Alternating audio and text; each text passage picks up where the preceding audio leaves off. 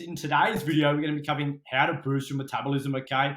We're going to break down quite a few key elements to it. So really good, valuable info. We're going to also go over like when your metabolism slows down, how to boost it, do supplements work to boost your metabolism, or should you save your money, all right? So it's pretty good stuff we're going to cover here. And also just make sure, please hit the heart button, chuck a comment below that you're watching, hashtag live or hashtag replay. And that's just going to help boost our algorithm, show it to more members in the group and help more people out. So please do us a favor by doing that. It'd be greatly appreciated, right? So first things first, what we need to understand is that when you are assessing all your calories, where they're burnt, where they come from, that's a big thing. We need to understand how that works and what the breakdown of it is so we can understand how to best improve it overall, all right? So this here is a model of the TDEE, which is your total daily energy expenditure, okay? So as you'll see, this main biggest one here that takes up most of it is called your BMR, which is your basal metabolic rate.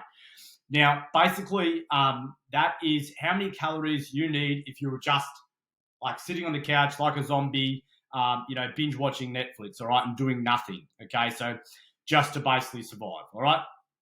Then, okay, the next one up is NEAT, which is non-exercise activity. So that's just like small movements, getting up, moving, grabbing things, whatever, talking, functioning as normal, okay, without really sort of doing any actual exercise, all right? Then the next one is actually TEF, which is called the thermal effect on food, all right? Now, so when we talk about our macros, proteins, carbs, and fats, all right, they all have a different TEF or thermal effect on food. So what the thermal effect on food is how many of the calories of that food is consumed to process it and use it as energy, right? So that food comes in, goes through a production system, and it burns some of it to process it and use it. So number one is protein. Protein has the most highest, which is around 20 to 30%. So if you're having, 100 calories worth of protein, it could burn 20 to 30 calories processing it and using it for energy. Whereas carbs is around 6 to 8% and fats only 2 to 3%. This is why it's so important that we do have lean protein with each meal, because it keeps us feeling full for longer, but it also has a high thermal effect on food, right? And stops us from losing lean mass, which also affects our metabolism, which I'll cover more soon. And then the last one is our actual exercise, all right? So, our steps, our workouts, all that sort of stuff like that we do. So all that is very important to, get our workouts in and boost that up, all right, and increase our BMR, right, by having certain types of workouts and doing good workouts, all right, out the food we eat, our non-exercise activity, like our some steps and stuff like that, they're all important, okay? Now, so yeah, how do we increase your total daily energy expenditure? Okay, so one big one is increasing your lean mass, so increasing the muscle size you have. If there's two people, for example, both are 100 kilos, but one of them, is majority muscle and the other one is, carrying around 20 fat, well, the person that has a lot more muscle is going to burn a lot more calories when you're just sitting around doing nothing, because muscle needs energy to survive, okay?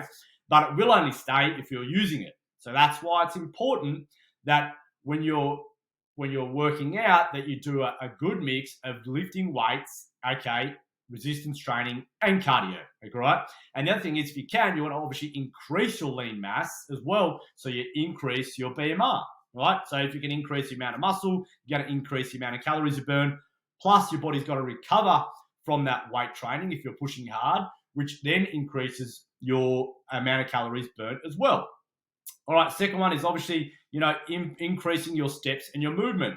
So, I speak to some people and they're like, oh, how many steps do you get? Oh, like 2,000 or 3,000 a day. Like, you want to be aiming for at least 8,000 a day.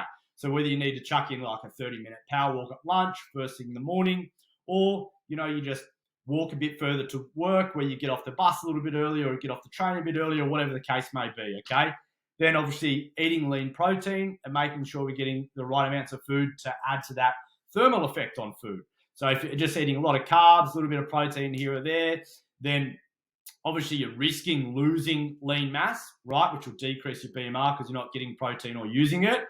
And then you're also, you're missing out on the thermal effect on food. So if your total calories are coming from a bit more protein, then that's going to help add to it a little bit as well.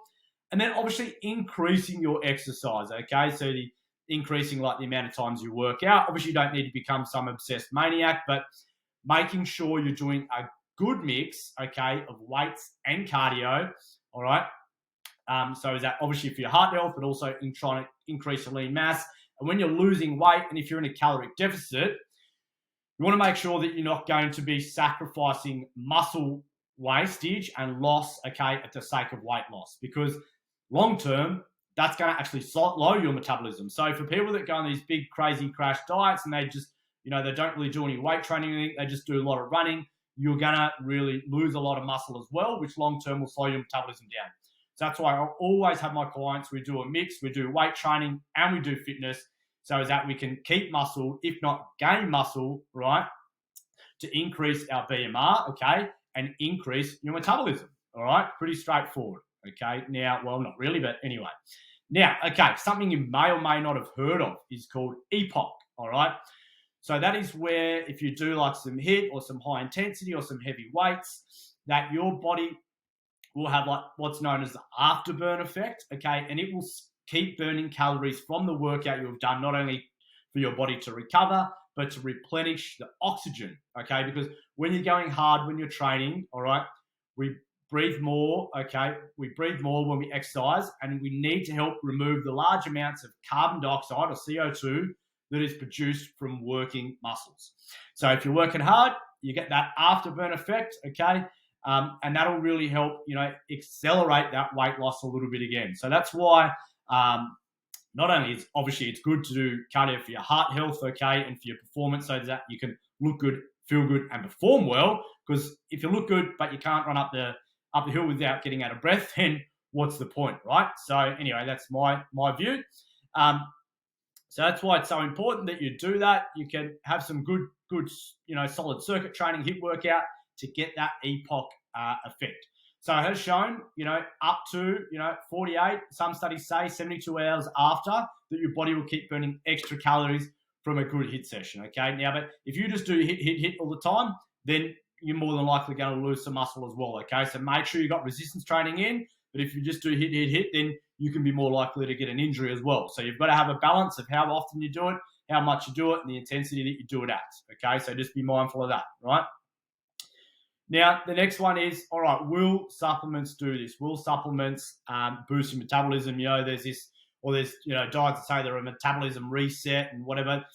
That's a load of shit. Metabolism, you can't just, touch a magic button, eat a magic food and reset metabolism.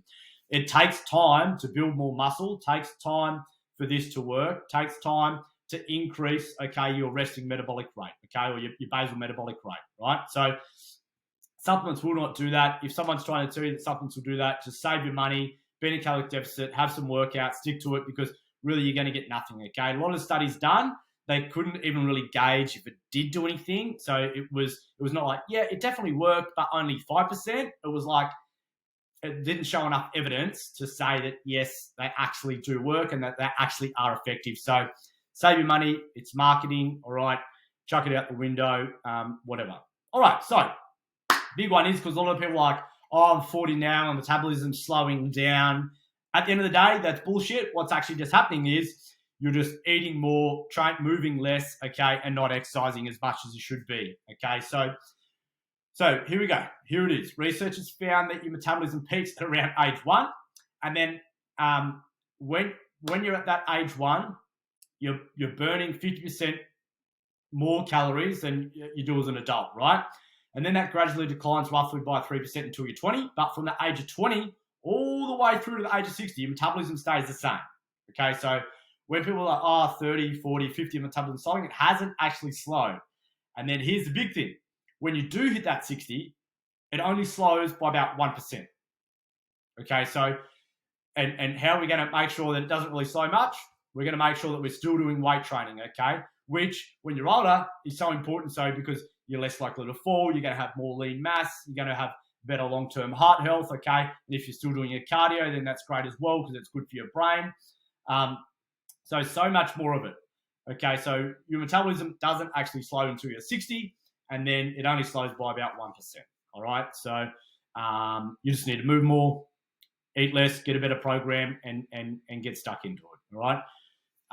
Yeah, so anyway, and then last one, does quality of sleep affect it? Now, quality of sleep doesn't affect your metabolism, but it does greatly affect our hunger hormones, ghrelin and leptin. Okay, so they're responsible for telling us when we've had enough food, okay, for when we're hungry. And they go out of whack if you've had poor food. And that's probably why, I don't know if you felt it, if you had a bad night's sleep, like, oh God, really hungry, and your brain will automatically want to go for that fatty food, that carb, that that quick fix, that sugar fix, which is going to set you up for bad habits. So that's why it's important to get good quality sleep. Not only that good quality sleep is going to improve your energy, going to improve your recovery from training, but it's also good for your heart and your long-term health. So getting quality sleep, all right, is so important. And then also it decreases your risk of injury if you do play, field sports or any sort of sport. Okay, so sleep, so much better. You make better food choices, you recover better, you have more energy, and better for your long-term health. So make sure you are getting quality sleep. So to recap, all right, you want to make sure you're getting quality sleep, making sure you have lean protein at each meal, making sure you're doing a good combination of resistance training and cardio training, okay? And then making sure you're getting the sleep, and don't worry about supplements. So they're the main caps, the main ones there. I'm just going to quickly see if there was any questions in the group in case anyone did actually have one.